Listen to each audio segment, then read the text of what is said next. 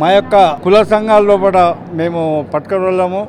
మా దగ్గర ఉపనయనాలు 3 సంవత్సరాలకు ఒక్కసారి ప్రతి ఒక్క జిల్లా లోపల ఒక సంస్థ లోపల ఇస్తాం. ఇది ఉచితం. ఎవరితోటి ఒక 10 రూపాయలు మేము ఆశించేది కాదు. ఇది పేదలు కానీ డబ్బులు ఉన్నా కానీ ఇది ఏంటంటే ఇది చాలా డబ్బుతో కూడుకున్న పని. ఇది ఒకరి ఇంట్లో ఒకళ్ళే ఉంటారు. కాకపోతే ఇక వాళ్ళు చేయడానికి వీలు ఉండదు. అందుకోసం మా యొక్క సంస్థ అందరికీ కలుపుకొని ఇది ఉచితంగా చేయాలనే ఒక భావనతోటి ఇది మేము ఇంతకుముందు ఒక 101 అవి ఇప్పుడేమో 60 మంది ఇప్పుడు చేయడం అయింది. ఎందుకంటే ఇప్పుడు కూడా 101 అవుతుండే కానీ మళ్ళీ పక్కా గ్రామాల లోపల అక్కడ చేయడంలో తగ్గింది ఇది.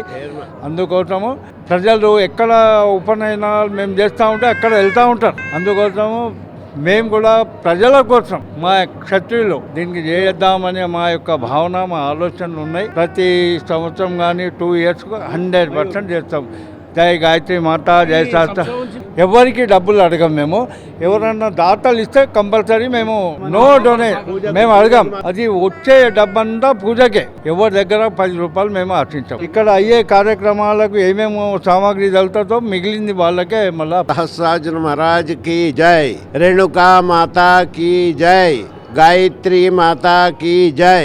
సోమవంశ సహస్రార్జున క్షత్రియ సమాజ్ తరఫున సామూహిక ఉపనయనాలు చేయడం ఇది ప్రతి 3 సంవత్సరాలకు 4 సంవత్సరాలకు చేయబడుతుంది. నేను లాస్ట్ టైము 95 అనుకుంటే 105కు పిల్లలు వచ్చిండ్రు. దాని ప్రకారంగా చేసినాము. తర్వాత ఈ యజ్ఞోపవీత ధారణ ఒక సాంప్రదాయబద్ధంగా ఎవరికైతే జంజరాలు వేస్తామో ఆ పంతుల ద్వారా దాన్ని ఎట్లా వాడుకోవాలి, ఏ ప్రకారంగా ఉండాలి, దాని యజ్ఞోపవీతము రోజు పఠన ఓం భూర్భువస్వహ అనేది శ్లోకము చదవాలి.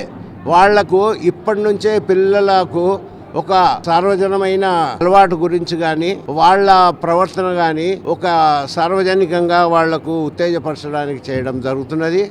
మా సమాజ్ తరఫున ఈరోజు 60 మందికి సామూహిక ఉపనయనాల్లో వాళ్ళ పిల్లలకు చేయడం జరిగింది. ఈ కార్యక్రమంలో అల్లాదుర్గ్, సూరత్, నాగ్పూర్ అక్కడి నుంచి కూడా పిల్లలు వచ్చిండ్రు. వాళ్ళకు కూడా మేము ఉచితంగా ఏదైతే చేసినామో వాళ్ళు కూడా పార్టిసిపేట్ చేసిండ్రు. తర్వాత అల్లాదుర్గ్, జోగిపేట్, సదాశివపేట్, ఇక్కడ దౌలతాబాద్ ఆ పిల్లలు కూడా వచ్చిండ్రు. వాళ్ళకు కూడా ఉపనయనాలు జరగబడ్డాయి. ఈ ఉపనయనాలు జరిగిన మా సమాజ్ తరఫున, మీడియా తరఫున మేమందరికీ కృతజ్ఞతలు తెలుపు. ఇలా ఆలోచన ప్రతి 3 సంవత్సరాలు చేయాలని వస్తుంది. అందుగురించి మేము 1 మంత్ ఉంచి డిక్లేర్ చేసి వాళ్ళందరికీ బయోడేటా తెప్పించి వాళ్ళ పిల్లలకే ఫోటోలు, తర్వాత ఇంకో విషయం ఏంటంటే వాళ్ళ ఏజ్ ఎంత ఉన్నది, వాళ్ళు ఏంటంటే వాళ్ళ ప్రకారంగా వాళ్ళు యజ్ఞోపవీత ధారణ చేస్తే దాన్ని ఏ విధంగా ఉంచుకోవాలి, పూర్తిగా చిన్నపిల్లలకు అవగాహన ఉండదు.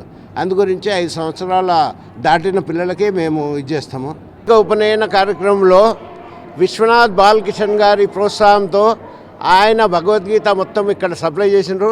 మొత్తము యజ్ఞంలో ఎంతమంది అయితే పార్టిసిపేట్ చేసినారో వాళ్ళందరికీ భగవద్గీత వాళ్లకు ఒక గ్రంథము ప్రతి ఇంట్లో ఉండాలనే ఉద్దేశంతో ఆయన సంకల్పించిండు. అదే ప్రకారంగా మేము అందరికీ ఈ భగవద్గీత ఈ సభాముఖంగా అందరికీ పంచినాం. Thank you.